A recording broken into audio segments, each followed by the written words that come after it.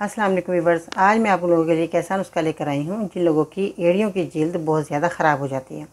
तो ऐसे में आपने सरसों का तेल और हल्दी का इस्तेमाल करना है। गर्मी में भी बाज़ लोगों की बहुत ज़्यादा शदीद एड़ियाँ फट जाती हैं, जिसकी वजह से खून निकलना शुरू हो जाता है।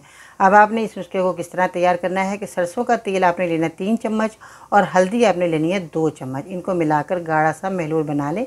इस गाढ़े लेप को आपने रात को सोते हुए पाँव पर लगाकर सोना है और उसके बाद आपने क्या करना है कि जब ये महलूल लगा लें तो जुराबें ज़रूर पहन लीजिएगा ताकि आपका बिस्तरा ख़राब ना हो जाए। चंद दिनों में एड़ियाँ आपकी ठीक हो जाएंगी। आप इसका इस्तेमाल रोज़ाना करें और इसके बाद आप मुझे ज़रूर फीडबैक दीजिएगा कि आपको मेरा नुस्खा कैसा लगा।